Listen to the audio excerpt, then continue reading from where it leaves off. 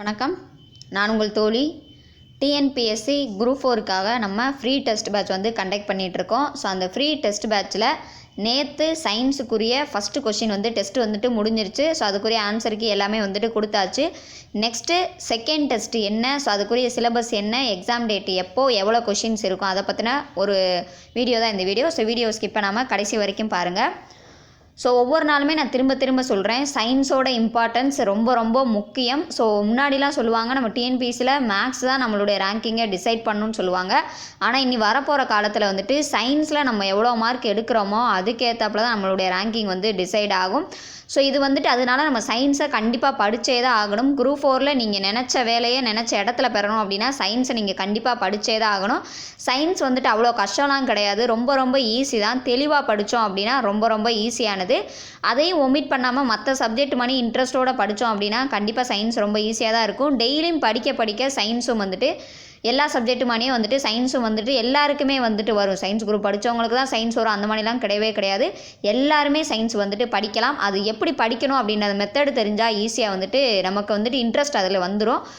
So அப்படி தான் அந்த முறையில் தான் வந்துட்டு நம்ம சயின்ஸ் டெஸ்ட் பேட்ச் வந்து கொண்டு போயிட்டுருக்கோம். ஸோ அந்த சயின்ஸ் டெஸ்ட் பேட்சை பொறுத்த வரைக்கும் சயின்ஸ் நீங்கள் டெய்லியும் படிக்கிற மாதிரி தான் வந்துட்டு கண்டிப்பாக நம்ம சிலபஸ் கொடுப்போம். அதுக்கேற்றப்பட தான் டெஸ்ட்டு வந்துட்டு இருக்கும். நீங்கள் டெய்லியும் படித்தா மட்டும் தான் சயின்ஸை வந்துட்டு போட முடியும். ஸோ தயவு செஞ்சு சயின்ஸை ஒமிட் பண்ணாமல் இப்போத்தில் இருந்தாவது படிக்க ஆரம்பிங்க. கண்டிப்பாக நம்ம கொஞ்சமாக டாப்பிக்காக தான் கவர் பண்ண போகிறோம். இப்படியே நீங்கள் கவர் பண்ணிட்டு வந்துட்டீங்க அப்படின்னா ரிவிஷன் பண்ணும்போது உங்களுக்கு ரொம்ப யூஸ்ஃபுல்லாக இருக்கும். ஸோ தயவு செஞ்சு அதை மட்டும் மைண்டில் வச்சுக்கோங்க. ஸோ நேற்று வந்து பார்த்தோம் அப்படின்னா சயின்ஸ் வந்துட்டு அமிலம், காரம், உப்பு அப்படின்னு சொல்லிட்டு அந்த டாபிக் வந்துட்டு முடிச்சாச்சு. அடுத்து என்ன டாபிக் அப்படின்றத நான் தெளிவாக வந்துட்டு சொல்கிறேன். ஸோ தெளிவாக வந்துட்டு நோட் பண்ணிக்கோங்க. அடுத்த டெஸ்ட்டுக்குரிய சிலபஸ் வந்து பார்த்தோம் அப்படின்னா இதுதான் அதுக்குரிய சிலபஸ்ஸு. ஸோ ரெண்டாவது டெஸ்ட்டு 10th ஸ்டாண்டர்டில் இருக்கக்கூடிய யூனிட் 11. ஸோ 11வது யூனிட்டு கார்பனும் அதன் சேர்மங்களும் அப்படின்னு சொல்லிட்டு அழைக்கப்படக்கூடிய இந்த டாப்பிக்கு.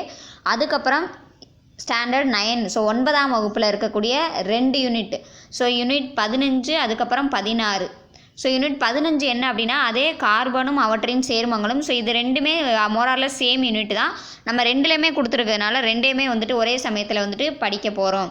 அதுக்கப்புறமா அதே 9th யூனிட் நம்பர் 16. ஸோ அதாவது பாடம் 16, அழகு 16ன்னு சொல்லக்கூடிய அந்த ஒரு இது. அது என்ன டாபிக் அப்படின்னா பயன்பாட்டு வேதியியல் அப்படின்னு சொல்லிட்டு அழைக்கப்படக்கூடியது.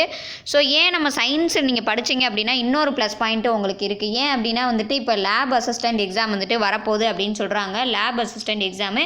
ஸோ இதுக்கு முழுக்க மேஜர் என்ன அப்படின்னா சயின்ஸ் தான் முழுக்க மேஜரு. ஸோ சயின்ஸை நீங்கள் படிச்சிட்டிங்க அப்படின்னா இந்த லேப் அசிஸ்டண்ட் எக்ஸாம் வந்துட்டு ஈஸியாக வந்துட்டு பாஸ் பண்ணிடலாம்.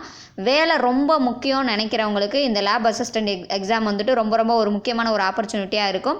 ஸோ அதை நீங்கள் யூஸ் பண்ணணும்னு நினச்சிங்க அப்படின்னா கண்டிப்பாக சயின்ஸை படித்து டெஸ்ட்டு போட்டால் மட்டும்தான் கண்டிப்பாக உங்களால் பாஸ் பண்ண முடியும். சயின்ஸை நான் படிக்க மட்டுமே செய்கிறேன் ஆனால் டெஸ்ட்டு போடாமல் நான் இருக்கேன் அப்படின்னா கண்டிப்பாக பாஸ் பண்ண முடியாது. நீங்கள் எந்த அளவுக்கு படிச்சிருக்கிறீங்க அப்படின்றத உங்களை டெஸ்ட் பண்ணக்கூடியது. கண்டிப்பாக ஏதாவது ஒரு டெஸ்ட்டு நீங்கள் அட்டன் பண்ணால் மட்டும்தான் நீங்கள் எந்த அளவுக்கு படிச்சிருக்கீங்க அப்படின்றது நமக்கு வந்துட்டு தெரியும். நம்ம 100% எல்லாருமே 100% படிப்போம், ஆனால் நமக்கு வந்துட்டு சக்ஸஸ் வந்துட்டு கிடைக்காது. என்ன ரீசன் அப்படின்னா நம்ம ஒழுங்காக ப்ராப்பராக டெஸ்ட்டு அப்படின்ற ஒரு விஷயத்த நம்ம போட்டிருக்க மாட்டோம். இன்னொன்று அந்த OMR ஷேடிங் அப்படின்றது வந்துட்டு நம்ம பண்ணியிருக்க மாட்டோம். ஸோ இது தெரியாமலே ஒரு சில பேருக்கு அவங்களுடைய வெற்றி அப்படின்றது வந்துட்டு போகும். நீங்கள் எல்லாருமே படிப்பாங்க, ஆனால் அந்த படித்து அதை எந்த அளவுக்கு அவங்க படிச்சிருக்கிறாங்க ஒவ்வொரு நாளையும் அவங்க டெஸ்ட்டு போட்டால் மட்டும்தான் அந்த அனலைசிஸ் வந்து அவங்களால பண்ண முடியும். அவங்க எதில் வீக்காக இருக்கும், எந்த மணி வரும்போது நமக்கு வந்துட்டு கன்ஃபியூஸ் ஆகுது அப்படின்றது எல்லாமே நீங்கள் தெரிஞ்சுக்கணும் அப்படின்னா கண்டிப்பாக டெஸ்ட்டு வந்துட்டு போட்டால் தான் உண்டு கண்டிப்பாக வந்துட்டு முடியும். அதுவும் சயின்ஸை பொறுத்த வரைக்கும் கண்டிப்பாக நம்ம டெஸ்ட்டு போடாமல் வந்துட்டு கண்டிப்பாக போக முடியாது. ஸோ அதனால சயின்ஸுக்கு இம்பார்ட்டன்ஸ் வந்து கொடுத்து படிக்க ஆரம்பிங்க.